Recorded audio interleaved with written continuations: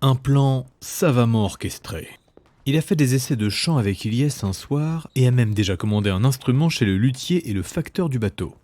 La Valkyrie se débrouille au piano, une sonorité Frostalf que son père a toujours aimée. Ross a déjà suivi 2 entraînements de rythme depuis son départ, se mettant au diapason avec les mouvements d'Ular pour faire retentir le tonnerre. Pour Elorc, pas besoin de demander. Ular sait qu'il est déjà partant.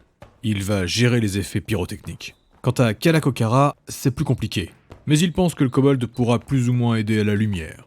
Enfin, Shinsu, il a vu le Frostalf à l'entraînement, il est musclé, bien dessiné, et les femmes semblent être étonnamment attirées par lui. Ular n'en prend pas ombrage, il a lui aussi son lot d'admirateurs et d'admiratrices. Mais il pense utiliser la plastique du Frostalf à son avantage. Moi, ça me va. Et puis, j'aime bien la pierre qui roule. Je trouve le style musical puissant. Une splendide nouvelle qui fait sourire Ular. Shinsu reste pensif et Kalakokara ajoute « J'avoue que c'est aussi mon genre de musique. Mais de là à faire partie d'un groupe, c'est à voir. » Ular n'en croit pas ses oreilles. Kala fait une moue et caresse son loup. Ross et Ilyes sentent le piège se refermer sur eux. Ilyes répond cependant « Penses-tu vraiment que mon niveau en piano sera suffisant ? Et il va falloir que je m'habitue à ce nouvel instrument. Ce n'est pas la même chose tout de même. » Ular exulte. « Ne t'en fais pas, Ilyes. Nous commencerons les concerts lorsque tu seras prête, et nous avons beaucoup de choses à voir tous ensemble. Nous allons être splendides. » Raylorc, les bras croisés, encore transpirant de l'entraînement matinal, fait un oui de la tête. Et donc, c'est quoi le nom auquel tu penses ? Le petit ralourd des troubadours était à côté du terrain d'entraînement. Le nain malicieux s'approche du groupe des puissants. Mon premier maître était Frostalf. Il disait que ma musique était tellement horrible qu'on aurait dit des rochers qui dévalent une montagne. Alors j'ai repris le terme. La pierre qui roule. À la base, c'était pour me moquer, mais au final, ça sonne bien. Vous, madame, messire, vous êtes des héros, vous êtes des champions, vous êtes là-haut, vous êtes dans les étoiles.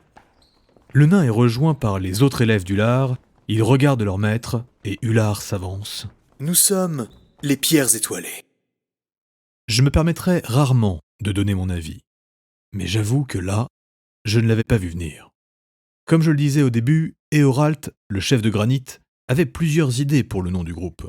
Mais on est bien loin de ce qu'il avait imaginé, et d'ailleurs, moi aussi. Cependant, ce nom va marquer une époque. Dans Midgard, mais aussi dans toute l'Atlantide, voire le reste du monde. Car avec ce nom, ils amènent un nouveau courant musical et une autre façon de penser. L'annonce de leur nom sera donc un petit événement. Ular Valohem va le faire durant l'un des rendez-vous des Skalds. Peu de temps après cette annonce, un petit navire midgardien croisera la route du Léviathan pour amener l'information à Midgard. La pierre qui roule, ce nouveau genre musical, va avoir un porte-étendard. Et pour Granit, c'est un nouveau groupe qui a déjà accompli la prouesse de tuer un kraken. Les commandants du Léviathan seront peu présents durant les événements qui suivent. Nous sommes en effet encore dans la mer des batailles. Cette mer est entre les 3 continents d'Albion, Hibernia et de Midgard. Pire encore, nous approchons des eaux d'Albion. Les forces de Midgard sont encore très peu présentes dans cette région du monde. La guilde d'or de Basalte a une place particulière auprès des commandants. Leurs capacités maritimes vont aider à faire la différence pour ce qui est de la reconnaissance. Ils sont le seul bateau à ne pas être amarré. La Flèche est le nom de leur navire. Il est extrêmement rapide et il est dirigé d'une main de maître par une magnifique Valkyne au poil ras tacheté. Kanerkim. La guilde de Basalte sera la seule guilde d'or à être exempt des missions de police à bord du paquebot.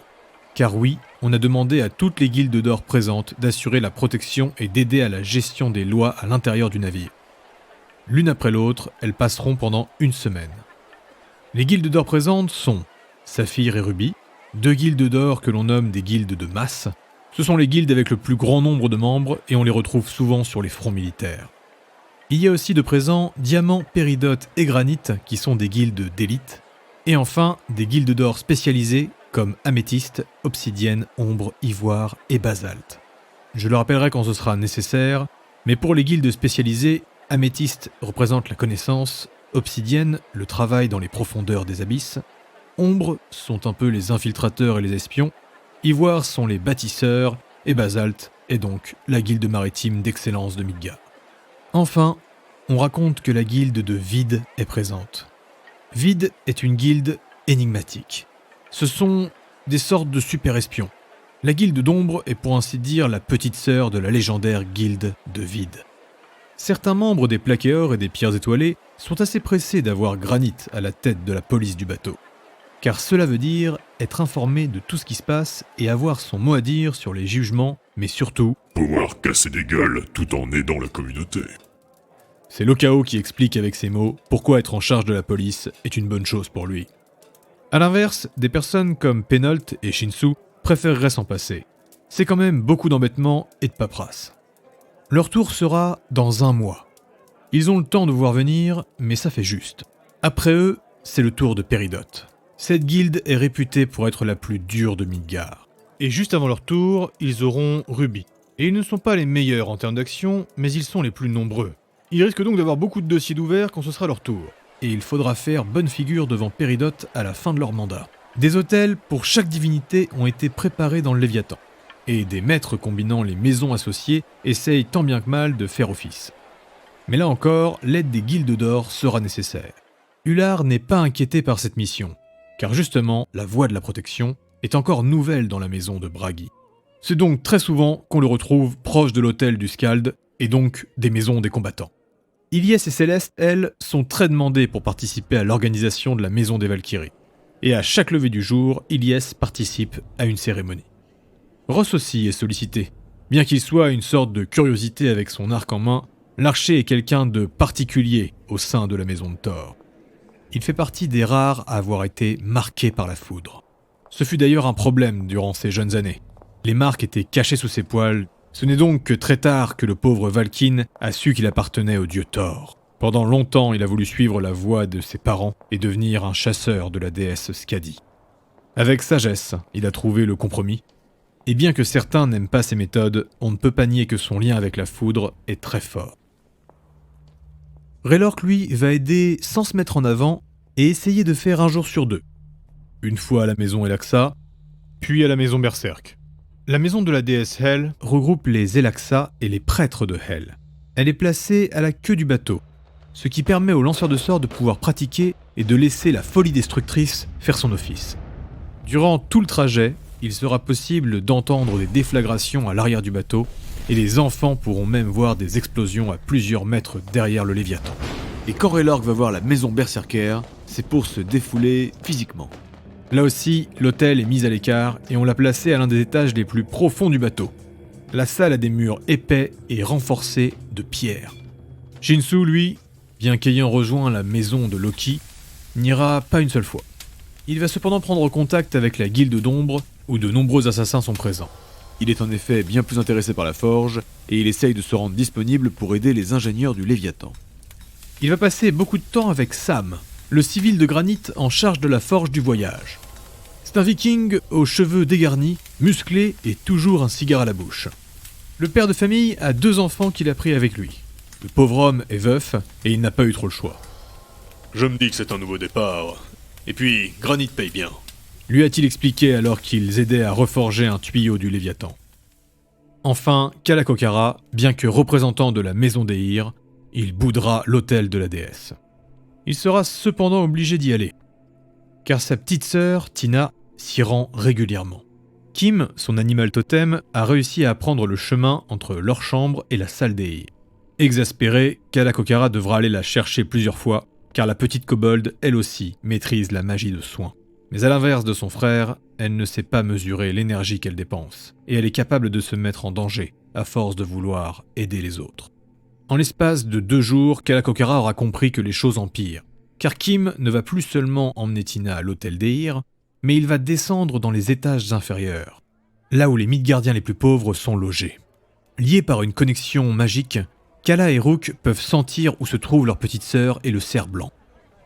Et alors qu'ils descendent pour la première fois dans les étages inférieurs, ils constatent que la lumière du jour est absente et ils finissent en dessous du niveau de la mer. Le lieu sent très fort et ils croisent des familles au regard fermé. Il prend peu à peu conscience de la chance qu'ils ont en haut, mais aussi qu'il y a 2 styles de population qui traversent l'océan. Les murs en bois ici ont été démontés et on a complètement changé la structure du bateau. Une liberté des habitants pour faciliter le passage. Kalakokara va remarquer des échanges entre deux kobolds. D'un simple coup d'œil, il voit que c'est de la drogue. Puis un troll se place devant lui et lui bloque la route. Rook fait un long grognement et ce dernier s'écarte immédiatement sous le regard sévère du kobold. Quand il arrive enfin là où se trouve Tina, il voit sa petite sœur dans une grande salle. Elle est entourée par une vingtaine de personnes et touche le front d'un enfant Valkyne qui pleure. Les mains de Tina brillent, mais à mesure que le temps passe, le petit enfant chat se calme. À l'arrière du groupe, Kalakokara voit encore deux personnes échanger quelque chose. À voix basse, mais d'un ton autoritaire, il arrête l'un des acheteurs. Une pièce d'or, et tu me donnes la pilule que tu viens d'acheter. C'est un viking roux qui est arrêté par le loup massif. Il transpire, et sans un mot, va donner 3 pastilles à Kalakokara, qui lui donne une pièce d'or. Le kobold le laisse partir, et continue d'attendre que sa sœur termine. Il en profite pour regarder la pilule. Une drogue rouge écarlate. Il ne la connaît pas. Il la sent, il la lèche. Il va devoir l'étudier. Mais pour le moment, il est temps de remonter sa sœur. Elle vient de terminer avec l'enfant. Rook avance et passe à travers la foule. Alors qu'ils arrivent au niveau de Tina et Kim, 2 silhouettes se lèvent. Le viking lugubre et sa lourde armure, et le troll en pagne. D'une voix douce, Tina les arrête. « Ne vous inquiétez pas, c'est mon frère. » Kalakokara regarde les yeux de sa petite sœur. Ils sont encore plus obscurs que d'habitude. C'est vous qui l'avez emmené ici? Le troll reste silencieux, et quand le viking dans sa grosse armure parle de sa voix ténébreuse, les gens font tous un pas de recul. Nous la protégeons. Elle est venue de son plein gré, et nous ne sommes pas... Vous êtes des ignorants, et vous ne savez pas ce que vous faites. Maintenant, Tina, nous remontons, et il faut que tu te reposes. Kim s'approche de la fragile Tina, et elle commence à monter sur le dos de son cerf-blanc. Rook avance encore un peu vers elle, et Kalakokara va même commencer à toucher le visage de sa sœur pour mieux l'ausculter. Il soupire gravement, puis se tourne vers les 2 inconnus. Il caresse Rook pour essayer de le calmer. Je sais ce que vous voyez en elle, mais vous ignorez le mal que vous lui faites. Je vous demande de passer par moi maintenant si vous voulez qu'elle descende ici. Sans un mot de plus, Rook se tourne et commence à guider Kim pour les sortir des bas-fonds du Léviathan. Une rumeur fait sourire Elordratek qui prend son verre avec Ular Valoem. Les gens n'attendent que ça. Et mon maître est plus obstiné que d'habitude. Au coucher du soleil, Odini veut me peindre et faire des affiches. On risque de voir mon corps d'athlète partout dans le Léviathan. Une petite rivalité de popularité a toujours animé ces 2 amis. Eh bien moi, depuis l'annonce de notre nom, mais aussi avec les préparatifs pour le premier concert, je t'avoue que je suis plus que demandé. Le capitaine Nain souhaiterait même me rencontrer. Là, comme je te l'ai dit, je suis plus que partant. Je vais t'enflammer la scène. J'y compte bien, mon ami. Mais je voulais te demander, as-tu déjà parlé au reste du groupe quant à notre participation au match? Est-ce que tu veux faire un mixte des 2 groupes de granit? À vrai dire, je comptais garder juste le groupe des pierres étoilées. Les matchs sur le bateau vont sûrement se limiter à du 5 contre 5 vu la taille du terrain. Et je sais que Shinsu, Ross et Elias sont déjà partants. Il faudrait juste préparer des techniques, mais ça on peut en parler durant les entraînements matinaux. Un ange passe. Et les 2 amis se regardent, satisfaits. Mais Ular peut voir que Raylork a la tête ailleurs. Tu ne pouvais pas rêver d'un meilleur groupe pour retrouver ton frère, Raylork. Et le meilleur est à venir. Je connais la réputation du pisteur qui nous aidera sur place. Sois patient et profite de ce moment de pause. Je t'avoue que je serais heureux de gagner le championnat de Bristono. Ouais, le premier sur l'eau. J'avoue que ça me donne envie, moi aussi. Ilyes est dans la grande cuisine du bateau. À force d'insistance et de relations, elle a désormais une place à elle. Elle est installée proche d'un four et on a même laissé un espace pour que elle et Zaktanavak puissent entreposer leurs ingrédients. T'as mis où la farine? Elle est en train de préparer la pâte pour ses tartelettes. Ross est descendu pour parler avec elle. Il garde ses distances. Les Valkynes en cuisine, ça laisse des poils. Ilyes est en sueur et Céleste est posée à côté d'elle. La guerrière et son arme sont en train d'observer une naine, la boulangère en chef du bateau. Cette garce est depuis le début opposée à la présence de Madame Ravanor. Tu veux qu'on se voit plus tard? Non, Ross, nous disions 15 navires d'Hibernia? Oui, la dernière source confirme. Et d'après toi, nous n'avons pas changé de cap malgré cette information. Le chemin le plus rapide, c'est la ligne droite. Mais les gars de Basalt m'ont dit que ça faisait passer très proche d'Albion. On pourrait même voir la côte Est. Ils misent peut-être sur le fait qu'Albion va être occupé par Hibernia. De plus, je doute qu'ils s'attendent à voir un navire pareil. D'autres parlent que justement, il risque d'être tenté de le capturer. Et je doute fort qu'on soit passé inaperçu. Soit, mais de là à ce qu'ils se préparent pour nous accueillir, La naine s'approche et lance un regard noir à Ilyes et à Ross. Le pauvre Valkyne pourrait la tuer d'un claquement de doigts, et pourtant, il fait un pas en arrière. Mais pour garder la tête haute, il s'installe nonchalamment contre le mur. Et pour le Bristono, t'es partante alors? Quoi? Il n'a pas encore demandé, mais c'est certain qu'il veut qu'on y participe. Moi, je suis d'accord. Je pense que c'est un bon moyen de se faire la main avec le groupe. Certes, certes. Ross prend une inspiration avant de continuer, et sa voix s'adoucit. Est-ce que t'as été voir à l'arrière du bateau? Ilyes s'immobilise à mesure qu'elle comprend. Tu veux dire, est-ce que j'ai été voir les déferlantes des Elaxa? Ross reste silencieux.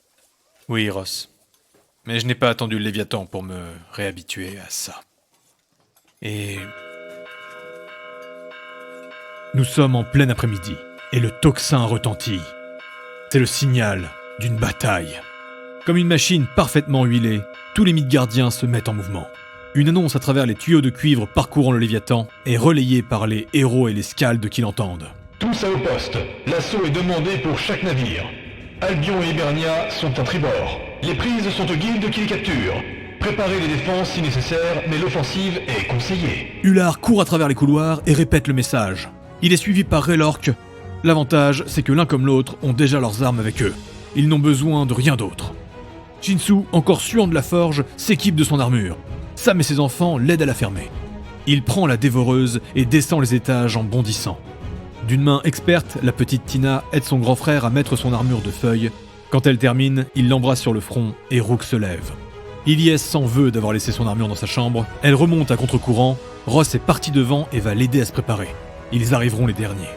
Les bateaux des différentes guildes sont en train de sortir à l'arrière du Léviathan. Les plaquéors embarquent dans le drakkar de diamant. Les pierres étoilées, eux, sont alliés avec le groupe de Basalt. Pour information, la totalité de l'équipage sont des grands fans de Raylork Dratek, alors ça aide. Quand Ilyes et Ross arrivent enfin au niveau de la flèche, la capitaine ne peut s'empêcher une remarque. Je pensais que vous étiez déjà parti à la nage. D'un mouvement expert, elle tourne la barre. Heureusement, la flèche venait de revenir avec l'information qui a permis l'ordre de bataille. Elle était donc déjà en place pour repartir à l'assaut.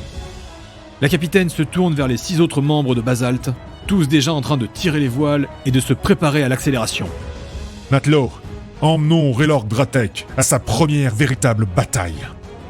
Elle psalmodie, fait plusieurs gestes avec ses bras et Raylork reconnaît un sort de bourrasque qu'elle jette sur ses voiles.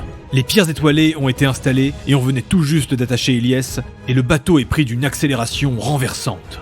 Le cœur battant, Raylork Dratek exulte alors que la flèche dépasse les autres navires. Au loin, de la fumée, des coups de canon, une bataille entre Albion et Hibernia. C'était trop beau pour des Midgardiens. Ross a un sourire carnassier au coin des lèvres. Ça ne lui ressemble pas. Le vent est violent et Ilyes doit élever la voix pour se faire entendre. Pourquoi souris-tu, Ross? J'ai passé 1 heure à éviter de mettre mes poils en cuisine. Et là, nous allons tomber comme un cheveu dans la soupe. Ilyes rit et Ular trouve qu'elle est beaucoup trop bon public.